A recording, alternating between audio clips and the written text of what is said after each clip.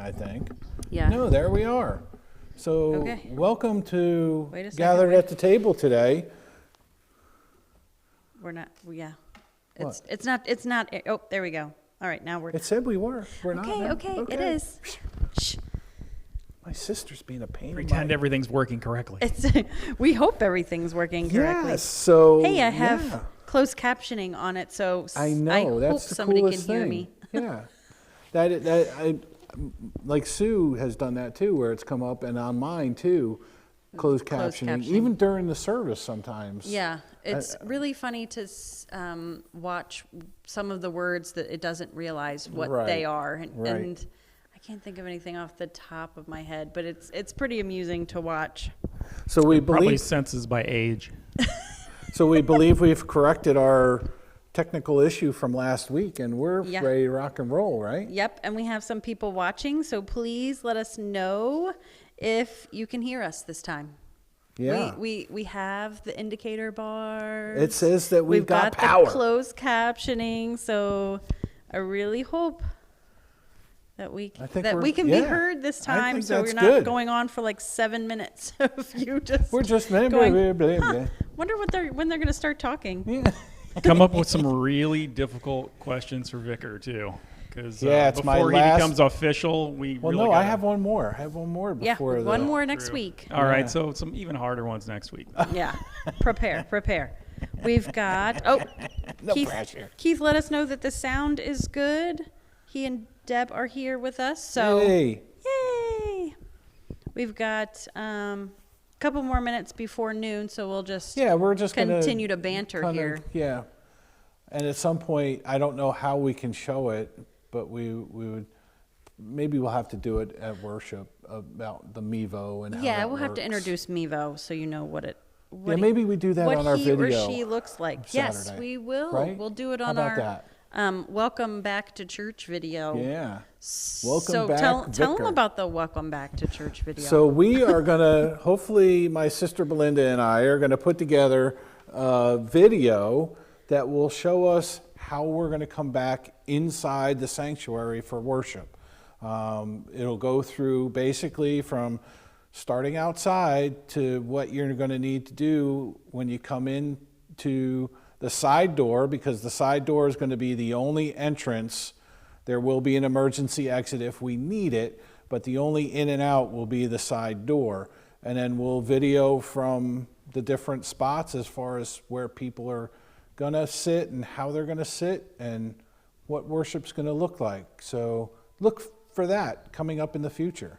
Yeah, we're having a dry run with the Donatis and That's the right. baptism this Sunday. So Yep. log in to watch baby Sloan be. Baby Sloan, Hope Donati's granddaughter, will be baptized at the 9:30 worship service, but we're still going to do our outside worship at 8:30. So please feel free to join us there. You can either drive your car in like you're at the old, car hop, or you can bring your... Nobody will be hopping over and bringing you anything except for communion. I'm hoping for like a A&W root beer or something like that. Roller skates. Nobody has skates. This is Or you not can bring the- your chair and sit in the lawn, which I think for the last couple of weeks has gone very well. I will say, looking at the forecast, it's going to be a little chillier this Sunday, but it's not going Yes. to be cold. So just he's be going to be prepared. happy because he won't be sweating buckets up That's there. right. I was even warm last week. Well, It is what it is. The other thing for people out there in TV land is that we are looking for volunteers to help us do what we need to do, when we come back into worship. So there'll be some minimal cleaning that'll have to be done. I think we've figured out at least 6 ushers or staff to help us get people in the doors and out the doors. So if that's something that you feel is in your heart, we ask that you give the office a call or shoot the office an email so that we can put you on the list, and hopefully our usher in charge that we're trying to coax back. Coerce. Yeah, coerce back, for lack of a better term. Guilt. I think that was the word you were searching for. We'll have yes. a large pool to pick from, and it won't be difficult. But that's the real issue with us coming back inside, is that we are going to need volunteers to do stuff. And it's not a heavy lift, but We need a couple people to do it. That's right. We need more than just the same people doing the same stuff over and over again, because at some point that will get old, and then we won't have people doing it, and then we won't have to be able to be back together. So think about that. The majority of the jobs are this right there, directing. Yeah, right. Or, welcome to St. Paul's. We're glad you're here. Here's your mask. That's right. I So- do have one more announcement when you're done. You go ahead. I wanted to thank everybody for participating in the Live Generously food drive this past week. Yeah. We had 136 items collected on Sunday, and it's wrapping up, so you didn't miss out. It's wrapping up on Saturday. There will be people out here on the side where the rest bench is on Fulton Avenue, collecting food from 9 to 11. So don't make them be out here alone. We're looking for canned fruit, hamburger and tuna helpers, and like the fruit cups that you'd put in a kid's lunch. So that's what they're looking for. And they have a goal of They 500. have a goal of 500. So we're a little short. At 136. I think I saw a couple cans out there. So maybe, we Yeah. need a couple hundred more. So bring it on out. Step it on up.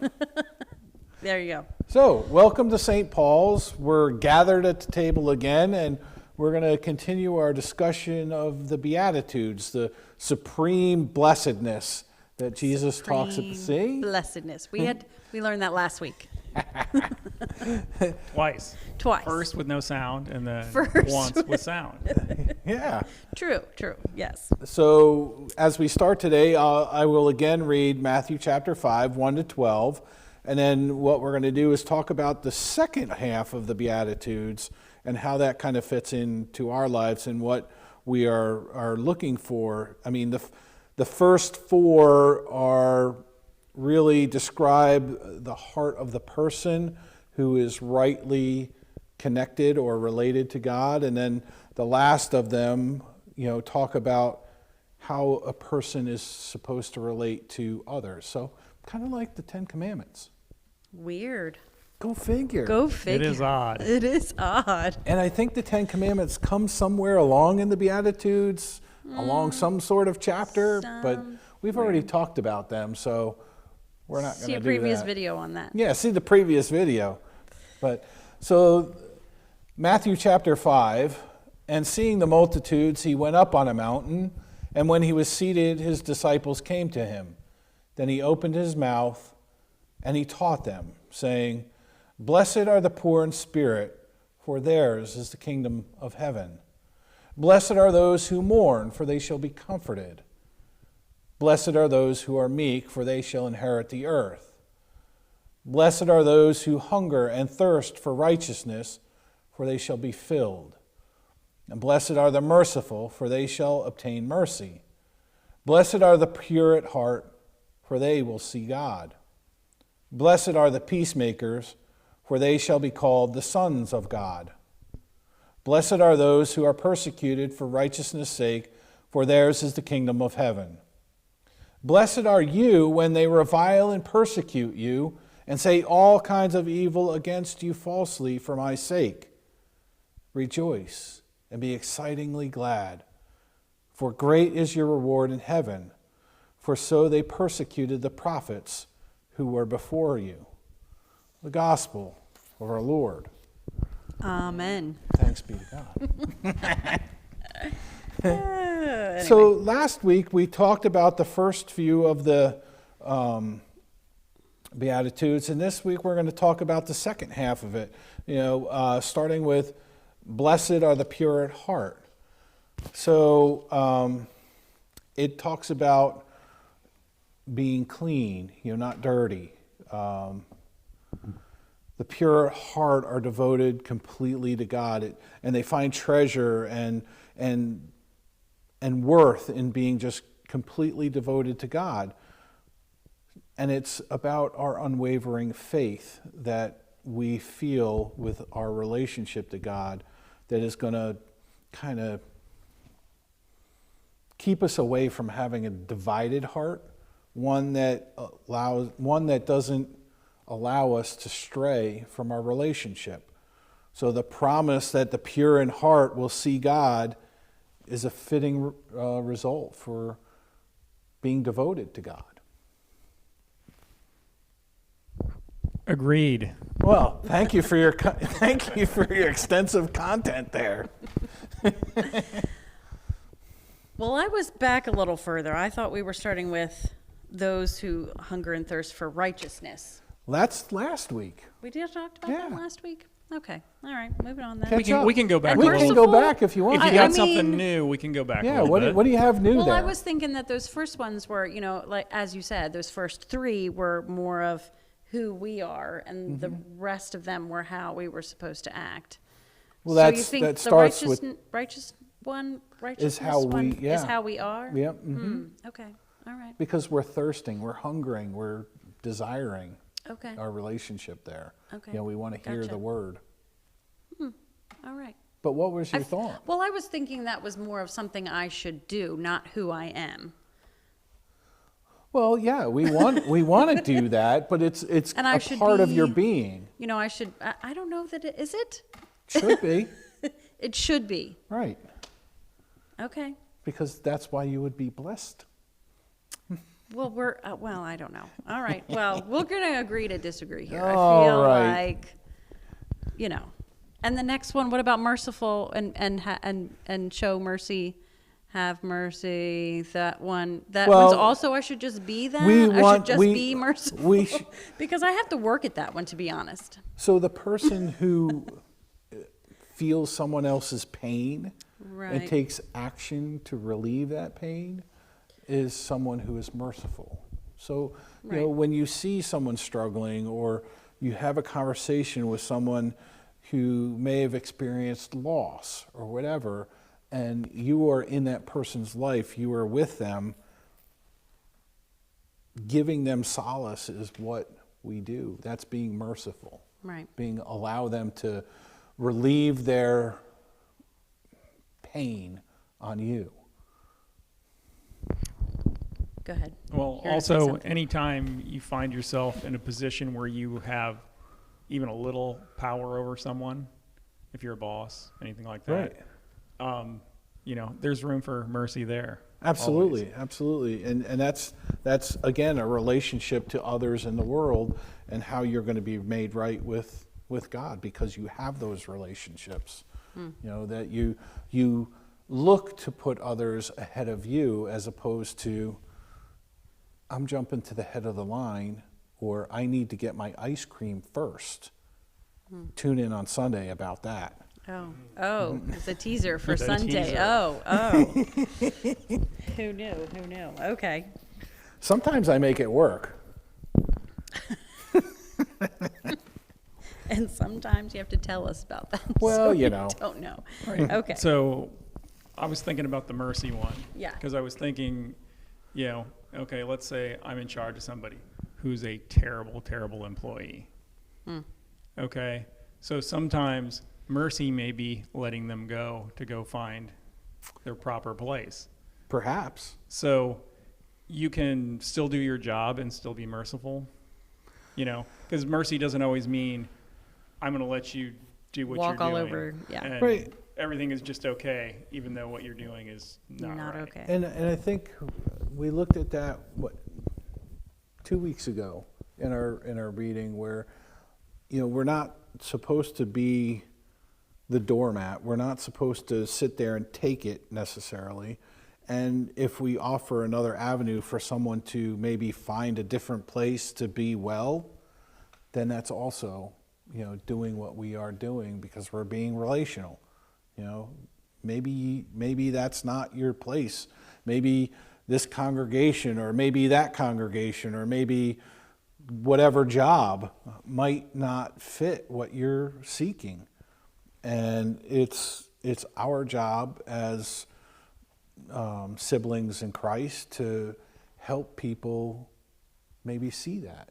And sometimes it may be tough, but sometimes that tough love might be what someone needs. They may just need that change that will help them realize that there's something else out there that they are seeking and now they have found. Yeah, see, that's where I'm at with the mercy. Like, if that's what I'm supposed to be all the time. And Keith has that question too. Shall we be all of these all the time? I think it's tough. Yeah. I So certainly it's am something not. we have to work at. I think it's something we have to Absolutely. strive for, not necessarily who we are, as opposed to those first three when I was, maybe broken or mourning or meek. Those I don't necessarily have to work towards because that's just kind of existence. A lot of these are there's easier and harder ones. Yeah. You get to the more of them that are sort of human nature a little bit. Yeah. Where we are sort of selfish a little bit, Sure. no matter what. And those seem to be the ones that are harder. Yeah. If somebody's sad, it's not typically that hard to comfort them, and you may not be good at it, but you can still, Yeah. pat on the back or 6 feet away. From No. 6 feet away. Elbows. Well, you can be present with them, and, Right. and Yeah, you can and, be. and comforting in that. But as you were explaining, mercy is sometimes hard and uncomfortable, even though it's necessary. And sometimes it's hard for you to realize in your own heart that, hey, yeah, you're right. Maybe I have done wrong, and maybe I need to check where I am to be able to get over that hill and move forward. And as you said, it's not easy, but it's something that, like forgiveness last week, you may be able to do it in the short period of time, but 7 times 70, we keep trying to do it over and over again. And at some point, when we're, with Christ, It'll our all make efforts, sense. it will all make sense, and it will all be referenced, and it will all be good. Yeah. We can see that whole picture. That I have a hard time remembering I'm just seeing. You're on a journey. I get, I guess, tunnel vision in that, it's all about my life, and I have to remember there's a much larger picture. Right. It's not us versus them. It's we. Yeah. And seeing other people show mercy or other people walking their faith helps me remember to do that as well. So doing these things all the time, even though we might not be doing them perfectly, if you can just remember to do them, may Right. I mean, inspire someone go else. ahead, Ross. Well, and also right now, where we're not really together with other people that often, Yeah. you are becoming more concentrated on yourself because you're with yourself all the time. Yeah. And, other than your immediate family, you're not getting out around groups as much. So it's not hard to become, self-centered, not in the negative self-centered way, but just more focused on what's immediately you, around yeah. you. And that too can be good and bad. If I've found that some of this time has concentrated or weeded out some of the things that were extra, which then left more time for things like going through the word more than I had in the past, even though I felt like I'm teaching it all the time. It's different when I was learning it for just me instead of trying to teach it to someone else, if that makes any sense. I don't know how we got on this topic. Yeah, I mean, it was just, so yeah, there's got to be a balance of, and I think that's what it is with all of these, is a balance of sometimes I'm showing mercy, sometimes I need to be shown mercy, sometimes I need to concentrate on the family God's given me, and sometimes I need to look at the larger family that God's given me, you know. Right. We're all beautifully horrible. We're beautifully We're beautiful horrible. a lot of times, we're horrible a lot of times, and then we're sort of in between. We are sinners and saints at the same time. Sinners and saints. Back to the old sinners There and you saints. go. Yep. Yeah. So the next one, blessed are the peacemakers, and most of us would think, well, if we're avoiding confrontation or that's being a peacemaker, but that's not necessarily true. It's how we come in and figure out the conflict and then work for different ways to make it right. We don't want, because if we avoid confrontation, and all of a sudden it's going to, explode like the Stay Puft Marshmallow Man and just tear up everything, right? And that's, and the hard thing to really understand in this is that the making of peace might include force. And one of the examples that I pulled off one of my studies was, look at World War II, where Hitler killed 6 million people, and there was deaths of millions of more, but it took peacemakers to go in and make that right. And we were able to liberate those who were enslaved or captured to establish peace. So it's kind of, and then you look at, what Martin Luther King did in the 60s. He was all about the peaceful demonstrations or whatever, but he also, wasn't that troublemaker. He was just trying to make things right. And but it wasn't always peaceful. Right. To make peace. Right. Which is an interesting line of thought in this time that we're in right now. I mean, sure. It's a confusing time, to be honest. I don't even know what to feel half of the time, and then I get to the point where you're like, you know what, I'm just gonna pull back into this little hidey hole here, because I feel powerless to be the peacemaker. How does one address that? More questions. You really have to pray for the discernment to know. You can take anything and twist it. You can go, I got this baseball bat just because I got to make some peace today. Mm-hmm. But do you really, or can you just do it with words? So there's where's the line? Where do you know? So I think the line is difficult. I mean, but I think for us, really, it's all about having that. I don't want to say congenial, because that's not the right word. That frank discussion, and that discussion that allows for both sides to hear each other and not just force what I think on you or you. Being willing to hear what you say, to hear that, Vicar Beck, you're the, and for me to listen and say, maybe you're right. Maybe I did do that to offend you, or maybe I did, do something else, and just be able to think about that and have that back and forth conversation.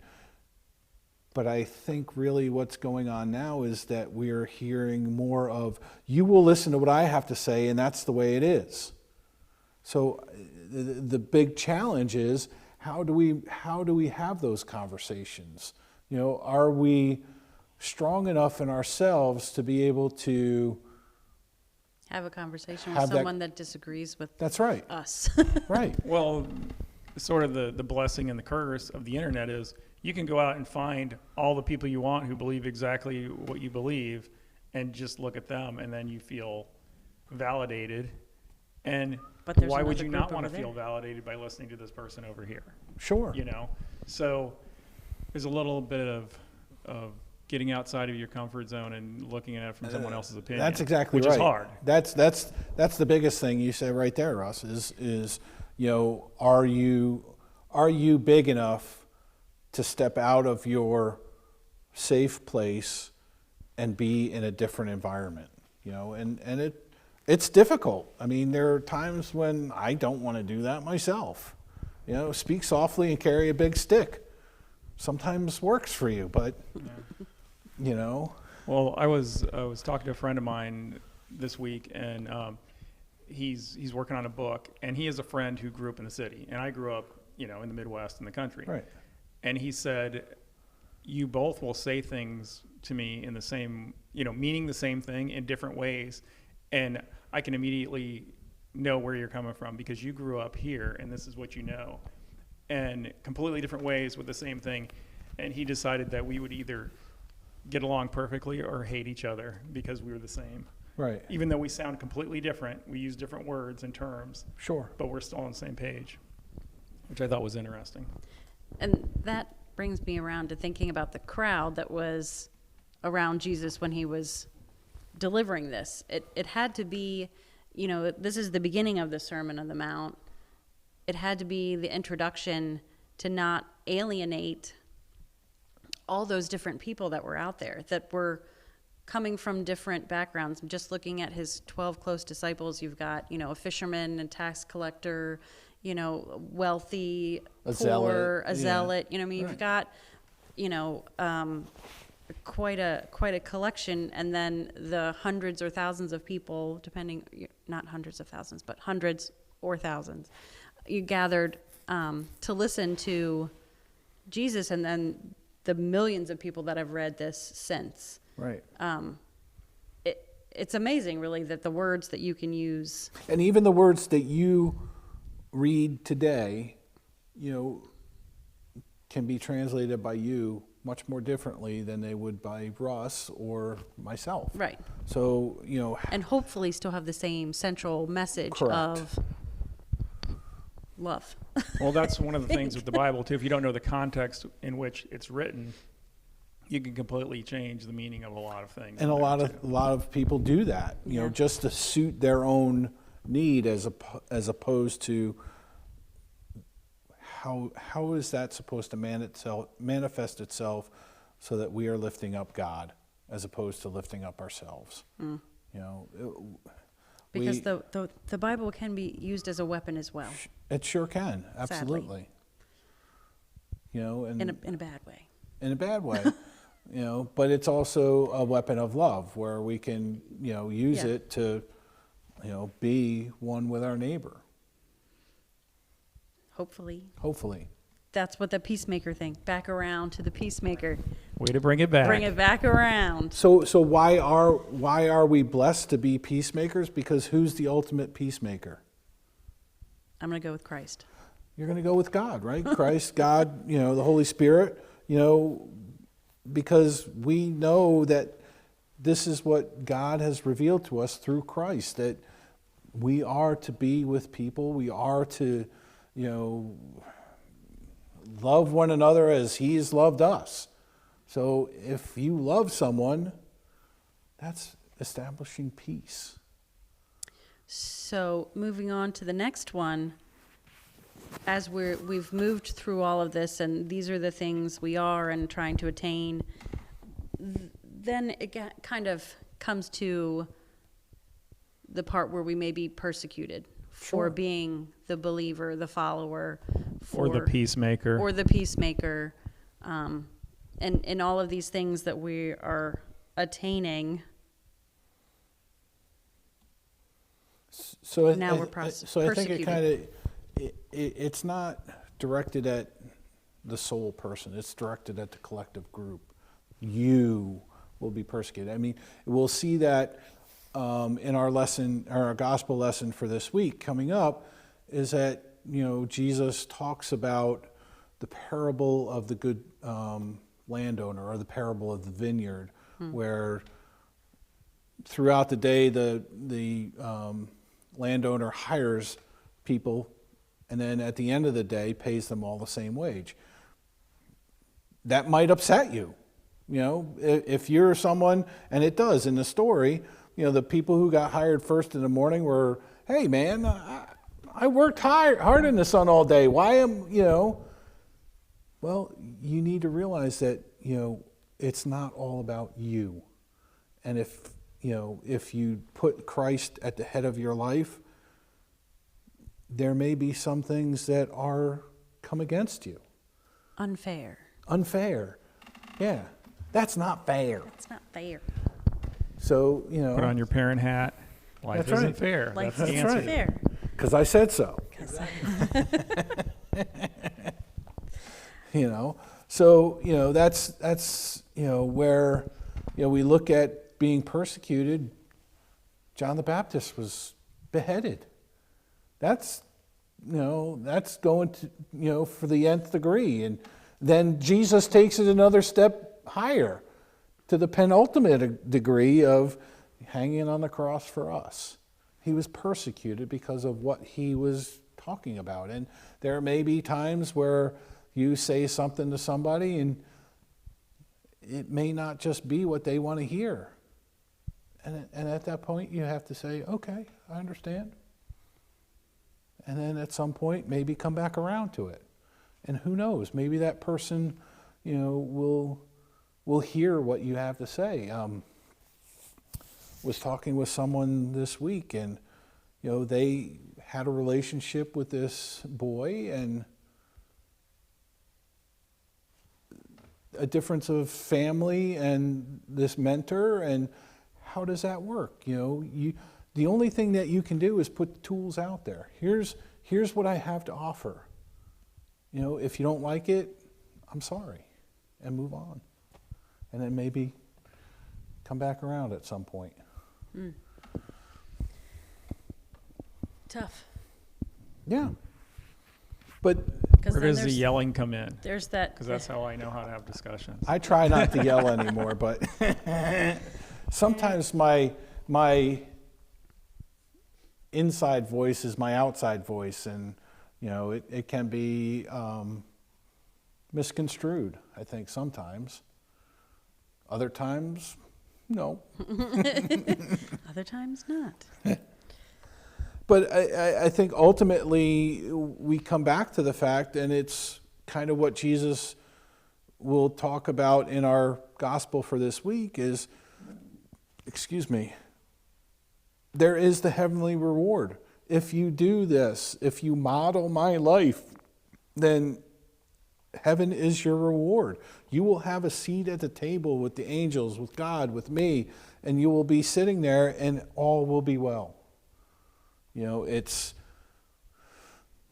We have to focus on not the heaven or the earthly world, but we have to focus on what's heavenly, what's in the kingdom and what's our relationship with God. And that's where we ultimately need to strive. And then we have to go back up to the top and start over.